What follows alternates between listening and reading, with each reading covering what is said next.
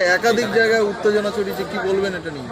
দেখুন, ভাঙড়ে আমি শান্তি শৃঙ্খলা প্রতিষ্ঠা করতে চাই ভাঙড়ের সাধারণ মানুষকে নিয়ে। এই আহ্বান করেছি ভাঙড়ের 1,26,555 জন আমাকে ভোট দিয়েছিল। তার বাইরে যারা অনেকে ভোট দিয়েছে আমাকে ছাড়া অন্যদের, প্রত্যেকের আমি এখন অভিভাবক তথা বিধায়ক।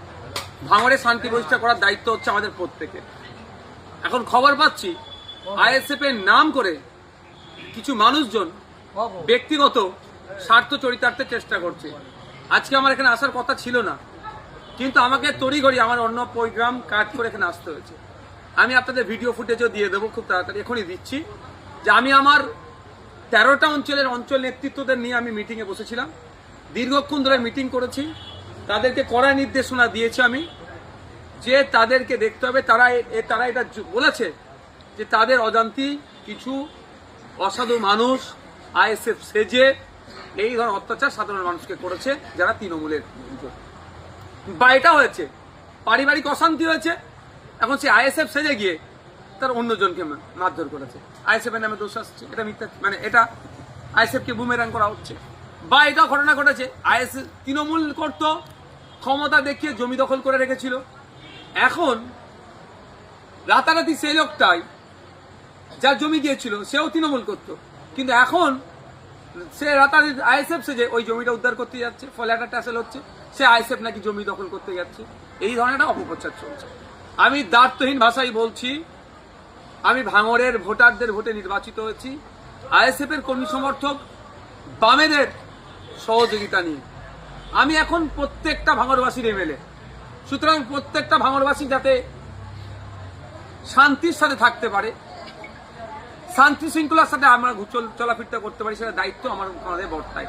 তাই আপনাদের বলবো, আপনাদের মাধ্যমে সাধারণ মানুষের কাছে, কারো পারিবারিক হোক বা সামাজিক হোক কোনো অশান্তি যদি হয়, যদি আইএসএফ এর কোনো নেতৃত্ব যুক্ত থাকে, সরাসরি আমাদেরকে জানাতে পারেন।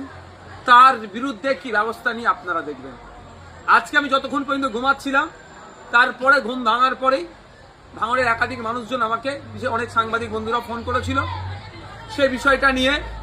সাথে সাথে আমি আমার অ্যাডমিনকে দিয়ে ভাঙড়ের একাধিক জায়গার মানুষজনকে আমার ফোন অ্যাটেন্ড থেকে শুরু করে আমার নাম্বার আমি শেয়ার করে দিয়েছি, যে কোনো ইনসিডেন্ট যদি ঘটে আমাকে ফোন করুন, আমি তৎক্ষণিক সেটাকে করবো। অনেকে ফোন করেছে, তবে এটাও আপনাদের বলছি, ফোন করে হাউ করছে, বাড়ি ভাঙচুর করে দিয়েছে। আমি বলছি একটা বাড়ি ভাঙার ছবি আমাদের অন্তত পাঠান, আর কে ভেঙেছে। পরে দেখছি বাড়ির ছবি দেয়নি, একটা কলা গাছে দেখে ভেঙে আছে তার ছবি দিচ্ছে। এই ধরনেরও না অপপ্রচার হয়ে যায়, গুজব না হয়, অনুরোধ এটাও আমি করব। ভাঙড়কে শান্তিতে রাখা, ভাঙড়ের সম্মান রক্ষার দায়িত্ব প্রত্যেকেরই, তাই প্রত্যেককে আমাদের এগিয়ে আসতে হবে। আমি পরিশেষে আবারও বলছি, যদি আইএসএফ এর কোনো ছেলে কোনো মানুষের উপর আক্রমণ করে, আমাদেরকে উপযুক্ত প্রমাণ সহকারে দেবেন, সে পার্টির মধ্যে থাকবে না। এটা আমি জোর গলায় বলছি মিডিয়ার মাধ্যমে। আমি ভাঙড়ে হিংসা করতে চাই না, ভাঙড়ে শান্তি প্রতিষ্ঠা করতে চাই।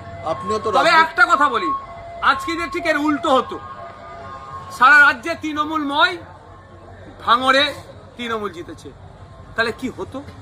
এতক্ষণ 20-50টা লাশ আইএসএফ এর ছেলেদের ফেলে দিত, কিন্তু আমাদের আইএসএফ এর ছেলেরা যথেষ্ট সংযত, ওই হিংসা করেনি। গতবারে নির্বাচনে 2021-এ আপনারাই দেখিয়েছেন পোস্টপল ভায়োলেন্স কি হয়েছে। ক্যানিং পূর্বে ওই শওকত সাহেব নোটোরিয়াস ক্রিমিনাল যে আখ্যাটা কেন পেল? বাড়ি ভাঙে, বাড়ি তো ভাঙচুর করেছে, মাটি তুলে ওখানে পুকুর বানিয়ে দিয়েছে। আমরা কিন্তু হিংসা করিনি, ওই আর করবো না। হিংসা দিয়ে হিংসাকে জয় করা যায় না। রাজ্য জুড়ে আপনিও তো ভোটের আগে প্রচার করেছিলেন, কি মনে হচ্ছে তৃণমূলের এত ভরাডুবির কারণ কি? জাগলগাছি হাই মাদ্রাসা নির্বাচনে যখন নমিনেশন ফর্ম জমা করার ডেট ছিল, থানার সামনে যেভাবে তৃণমূলের লোকজন আক্রমণ করেছিল, সেই সময় একটা কথা বলেছিলাম, যে একটা সামান্য মাদ্রাসার অভিভাবক নির্বাচনে যদি এরা এই গুন্ডাগার্দি দেখায়, তাহলে সাধারণ মানুষের প্রতি এদের কোনো কনফিডেন্স নাই। এর যদি সুযোগ পায় সাধারণ মানুষ ভোট দেওয়া, তাহলে কিন্তু এদের আর খুঁজে পাওয়া যাবে না। সাধারণ মানুষ সুযোগ পেয়েছে, এদেরকে ধুলোর মতো উড়িয়ে দিয়েছে গণতান্ত্রিক প্রক্রিয়া। আর একটা যেটা বিষয়, মানে এই সময় তো বিভিন্ন যেহেতু রাজ্য সরকার নেই তৃণমূল, ফলে বিভিন্ন জায়গা থেকে তো তৃণমূল নেতারা আসছে আপনাদের সঙ্গে যোগাযোগ করতে, তাদেরকে কি সব দলে নেওয়া হবে? দেখুন, অনেকে যোগাযোগ করছেন। আমি এতটুকু কথা বলতে পারি যে আমরা দলে নেওয়ার ক্ষেত্রে বিবেচনা করব তার ব্যক্তিত্ব, তার পাস্ট রেকর্ড, কতটা কি করেছেন, দুর্নীতি যুক্ত না দুর্নীতি মুক্ত, এইসবগুলো বিবেচনা করে অবশ্যই আমরা যারা যদি আইএসএফ এর আদর্শ মেনে আইএসএফ এর ছায়াতলে থেকে হিংসা মুক্ত সমাজ ব্যবস্থা গড়ার যে আমাদের লক্ষ্য, সেই সমাজ ব্যবস্থা গড়তে যদি আইএসএফ পরিবারে আসতে চাই, নিশ্চিতভাবে এটুকু বলে রাখি পজিটিভ আমাদের দিক থাকছে।